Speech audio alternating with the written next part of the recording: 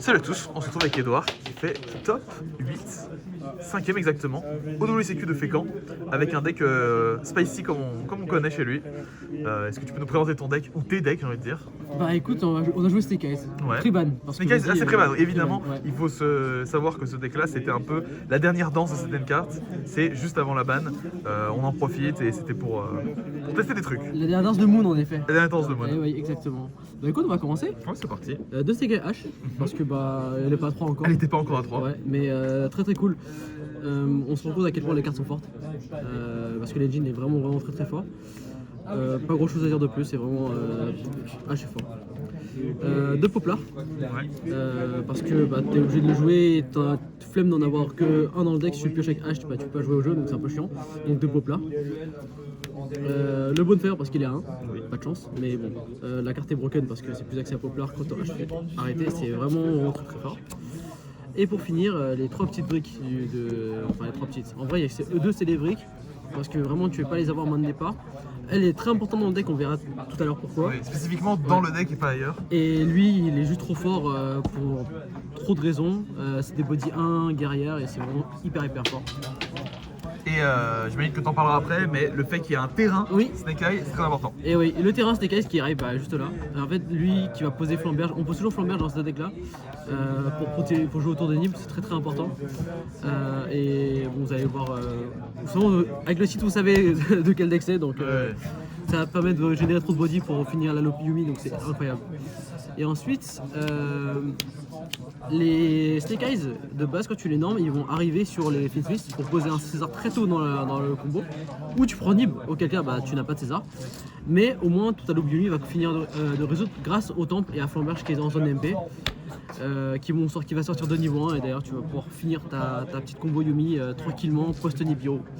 Et pas beaucoup de cartes Finsmith, c'est vraiment le strict nécessaire pour jouer au jeu. On a pensé à un Engraver, mais c'est un peu dommage de transformer Engraver en brique. Là où Engraver ici c'est Starter Extender, parce que Lurie c'est un niveau 1, Requiem c'est un lien 1. Donc, bon, en fait, ce qui est très intéressant, c'est que tous les engines donnent n'importe quel engine. Exactement. Sauf, non, en gros tu peux pas arriver sur Snake Eyes. Ouais, c'est ça. Il y a que, mais Snake Eyes donne le reste. Donc oui, c'est pas l'engine qui va te manquer si tu l'as pas. En exactement. Fait, vu que t'as déjà les deux autres. C'est absolument pas nécessaire, surtout qu'on verra, on joue pas Promethean Extra Deck, vraiment on joue que du main deck. Et ensuite, les Yumi. Les Yumi, bah, c'est le cœur du deck en vrai, c'est eux qui permettent tout ça. Leur synchro qui demande des liens pour faire des combos, c'est ça. Rien à dire, ratio presque classique j'ai envie de dire, moins de normes parce qu'on a plus de normes maintenant grâce à Snake Eyes, donc 2 H de plus, 2 name Yumi de moins. Voilà, c'est les maths. C'est les maths. Que Psy à 3 parce que bah, la carte est broken. Oui, c'est le meilleur, donc lui on le cotera pas. Les pseudo-briques du deck de la partie Yumi, c'est 1 mignon et 2 surprises. On joue quand même 2 surprises même dans une version avec moins Yumi parce qu'en fait la carte elle est extrêmement forte pour beaucoup de raisons. Surtout le troisième effet. Si vous testez un peu le deck, vous verrez que le troisième effet c'est l'effet qu'on fera le plus c'est souvent. la synergie en plus d'entre Snake Eye et Yumi. C'est qu'en fait, derrière, quand tu as posé Mignon pour combo, tu peux récupérer Temple avec ça, et tu récupères Mignon par son propre effet derrière. Donc vraiment, ça donne accès à Flamberge en zone MP, du coup tu te relances quasiment tout. Flamberge qui remet Herald, qui dit que bah, on s'en fiche d'avoir Herald 1, bah c'est... Parce que techniquement sans cette interaction, une fois qu'on a viré le terrain, si t'as fait ta loupe Snake Eye, t'as pas moyen de les reprendre naturellement. Mais grâce à ça, tu peux relancer toute la loupe Snake Eye tranquillement. Et en fait, en gros, le choix c'était soit une surprise des Prométhéennes extra, soit 2 surprises et pas de Prométhéennes. Et bah, la Prométhéenne n'a pas manqué, donc la deuxième surprise était extrêmement cool. Ensuite, le meilleur extender du jeu. Magician Souls, et c'est pour ça qu'on veut Snake Eye Diable dans le deck parce que tu peux la fouler sur ça. Trop fort, c'est un extender qui est gratuit.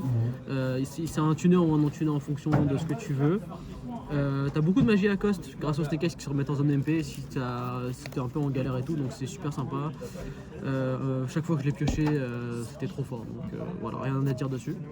T'as envie de jouer un petit illusion pour le tuto avec Herald? Non, je pense que c'est une carte de trop, je pense. En soi, il contribue pas au combo comme les Snake Eye vont le faire. Ouais, et en plus, le fait de jouer, ça te fait prendre un drôle un peu plus fort. Donc c'est un peu dommage. Donc en vrai, pas besoin, je pense. Et la carte maîtresse du deck, c'est cette carte là qui fait que le deck est totalement jouable, c'est le Wu Fétu. Il y a le petit chien là, voilà. Il est là. Il est là, c'est important. Très important, il te starter extender, enfin starter. Extender surtout. Très important, pas une fois par tour. C'est vrai. C'est Au vraiment prix des life points, mais voilà. c'est vrai. Et pas une fois par tour. Tu t'es fait arrêter sur H, sur Poplar, sur ce que tu veux, tu vas tuto l'extender qui te manque. Si t'as déjà de quoi jouer, ça va tuto d'Entrap. On verra qu'on joue pas mal d'Entrap niveau 1 pour commencer ça. Si tu open ça avec Entrap niveau 1, bah, ça te donne un full combo parce que tu vas tuer ton Poplar full combo parce que Festus existait encore. Non, la carte elle est incroyable. Tu vas tuto Soul, tu vas tuto H, tu vas tuto. Là, on a vu que des niveaux 1 dans le deck. Donc, Ouais, il est là en niveau 1. Et en fait, techniquement, c'est que cette carte-là, t'es même pas obligé de la jouer dans un deck avec Snake Eye. Ouais. Parce qu'elle peut tuto n'importe quel ennemi, Exactement. elle peut tuto un Entrap. Enfin, vraiment, elle est vraiment hyper polyvalente. Et je pense que j'espère créer une trend où tous les Yumi vont commencer à jouer À explorer dans le Ouais. Yumi même pur ou dans d'autres versions. Trop fort en vrai. Tu peux remplacer des normes en fait avec ça, je pense. C'est pas négligeable. Et il y a aussi la synergie avec un Entrap en particulier C'est ça, qu'on verra tout plus à tard. l'heure. Des magies one-off très fortes, donc je peux pas en jouer plus dans mon deck, sinon j'en aurais joué plus. Mais one for one pour spé n'importe quoi de mon deck parce que tout est niveau 1. Drone parce que c'est un niveau 1, du coup quand tu l'invoques, t'as Oufetu qui peut trigger. Et Monster Reborn parce que ça te pose un niveau 1 sur la table ou une demi-moon. Une demi-moon comme j'aime bien les appeler. Ouais. Maintenant on pourra plus le faire, mais on va changer le nom maintenant. C'est demi-cup Seaway. C'est demi-cup Seaway. Demi-cup Seaway. Et pour aller encore plus loin, Petit intelligent. le PC Intelligence, PK Monster Reborn. Je m'attendais beaucoup à Mitsurugi, donc c'est une excellente interaction contre Mitsurugi dans la plupart des setups. Et en plus, c'est un extender qui est incroyable en first, en second. Il conteste Lupis aussi, donc ne pas oublier. Le deck qui prend quand même un peu Izuna quand une énorme hache. Donc conteste Lupis quand ça se fait Monster Reborn, c'est vraiment pas déconnant. Reborn lien 1 pour spell Yumi derrière, c'est super important aussi, donc vraiment la carte est incroyable dans le deck. Et enfin les free spots on va dire, 3 droplets en ulti. C'est la première raison pour laquelle j'ai joué droplets, c'est parce que j'avais les ultis. Synergie bien avec les Snake Eyes parce qu'ils se remettent en zone MP, c'est des trucs gratuits à cost. Pas grand chose à dire de plus, c'est une bonne carte overall, fort contre Yumi, fort contre en général. Voilà. Trust parce que les ultis. Et on a beaucoup de. Le raisonnement. Voilà, c'est vraiment. Je me suis dit, bon, il me fallait une réponse à Fuvalos. Parce que je savais pas trop ce que mon deck pouvait donner, c'est la première fois que je jouais et tout. Je l'ai fait la veille, donc forcément, je pense qu'il est pas du tout parfait. Mais Trust très important et voilà, je cherchais des cartes en bonne rareté dans mon deck et elles sont là. Et comme on l'a vu, tout l'engine est en Starlight ou en Quarter, donc il rentre bien dans la philosophie du deck. Talent parce qu'il est en quarter et Call by pareil. C'est des bonnes cartes à avoir. En général, ta call by tu gagnes la game. Oui, Donc, rien à dire voilà. en particulier sur ça, pas besoin d'expliquer, je pense. Exactement. Pourquoi ces cartes sont très bonnes. Talent pareil. Le Black Goat toujours pour Fuelos. Il fait une target à Trust qui est importante en premier. En deuxième, elle n'est pas trop dégueu. J'ai quand même quelques moyens de discard, même si j'en ai pas tant que ça. Mais très bonne synergie avec Souls en tout cas. Même si Souls se fait negate, tu peux gérer un truc en face. T'as encore un body 1 sur la table et tout. C'est vraiment très important. Rien à dire de plus, la carte est broken.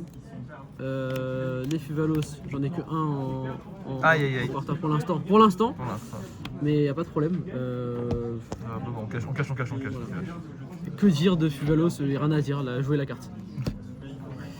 De Purulia parce que 5 Mulcharmy, je pense que c'est très bien. 6, ça commence à faire beaucoup.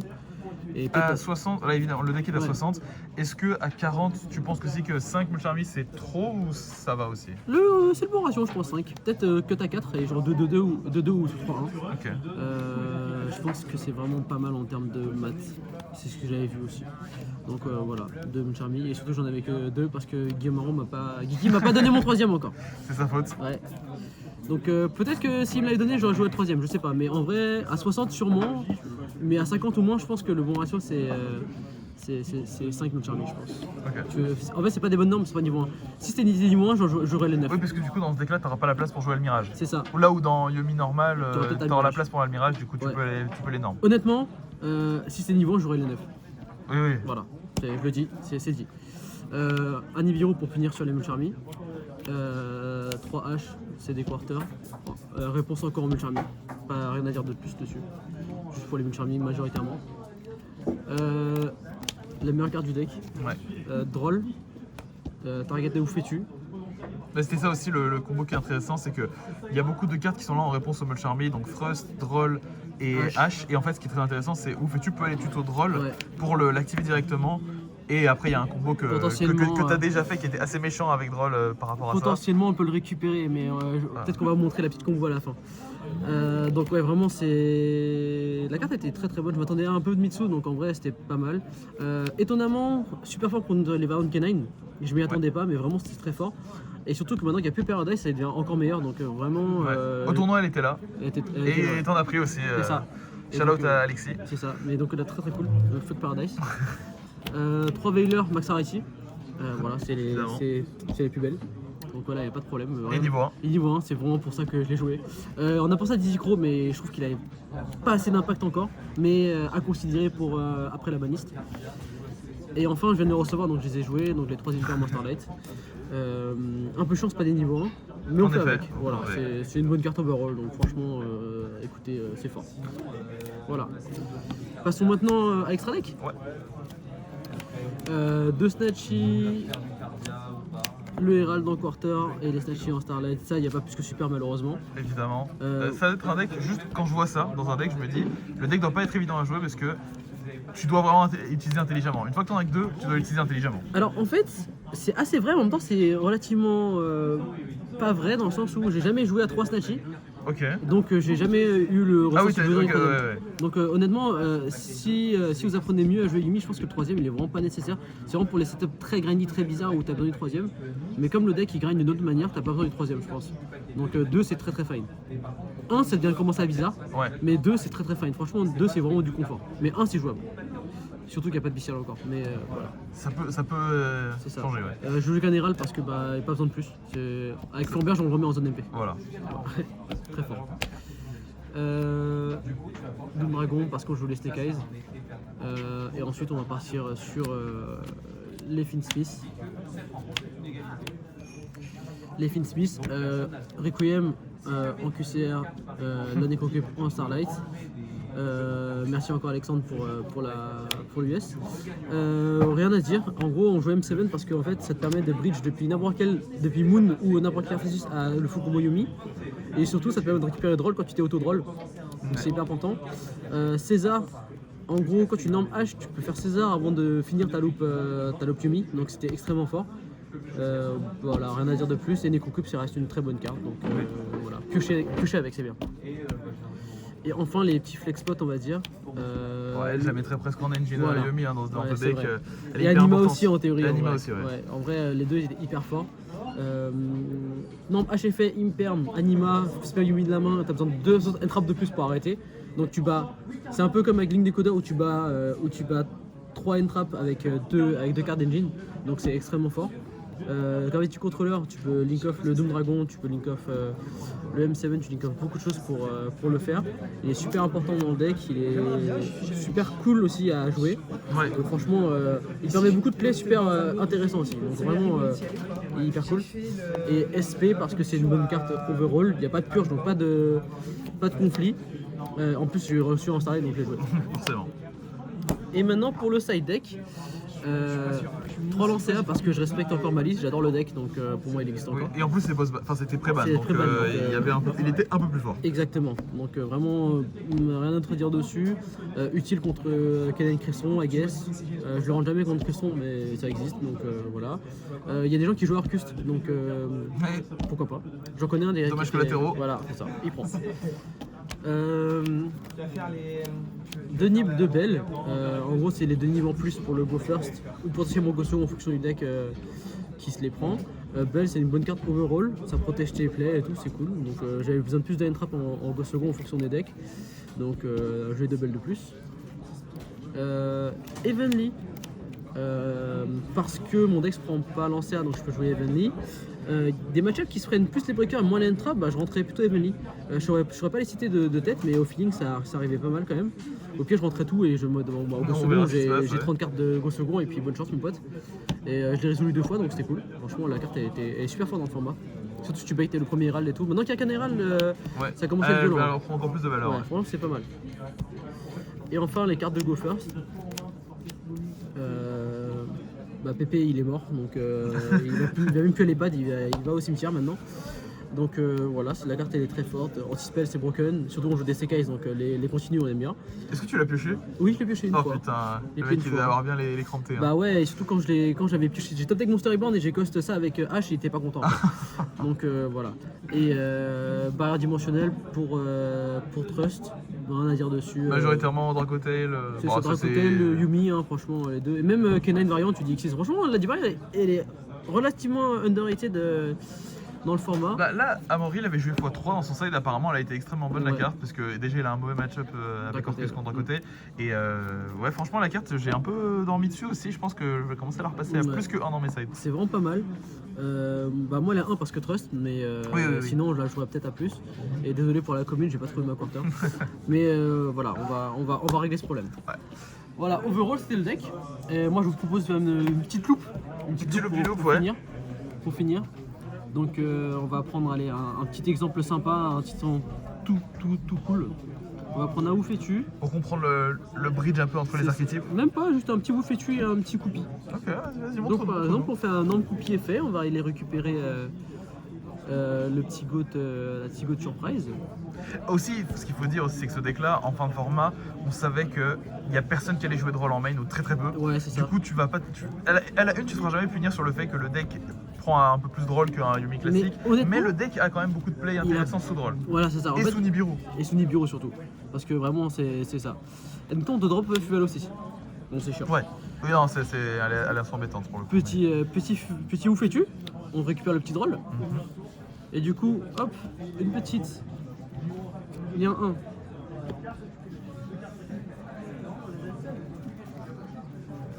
On pose Snatchy Shelling 1. L'adversaire draw. C'est ça, On dépose draw le avec drôle. ça. On dé directement le draw sur la draw. Exactement. On fait un petit play cool. On va reband. On fait la petite synchro. On est sous drôle donc on va pas pouvoir tuto, mais c'est pas grave. On va juste faire Lollipoway qui va reband les deux body.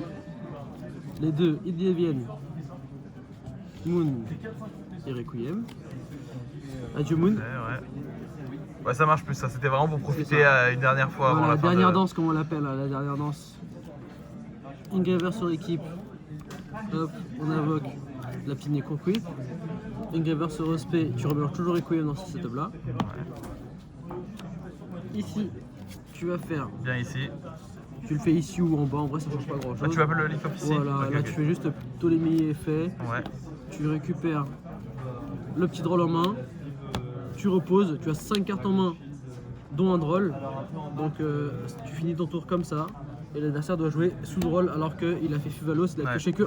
Et là, il y a tout le setup sur le tour de l'adversaire de Yumi. Bon, ça, Exactement. c'est pareil qu'en C'est pur. classique. On peut aller chercher les C'est autres ça. names, on peut tout faire. En fait, tu as deux choix. Soit tu le laisses ici pour dire au prochain tour tu peux le refaire si c'est pas géré, ou alors tu te dis que tu fais un contrôleur ici, et du coup tu peux laisser Statue on board. Ouais, et faire une Link synchro off- avec lui, ouais. synchro avec lui. Donc ça c'est au choix. Donc vraiment ce play il est extrêmement fort. Je l'ai trouvé pendant le tournoi donc je suis très content. Et voilà, je pense qu'on a fait le tour du petit deck. Très sympa les petites synergies. Bah, merci beaucoup, Edouard. Est-ce que tu as un dernier shout-out à faire avant la fin de la vidéo? Shout-out à tout le monde, Alors avant tout à Trading Card X6 et à Alain et à Michael. Les GOAT. Merci à eux pour leur confiance.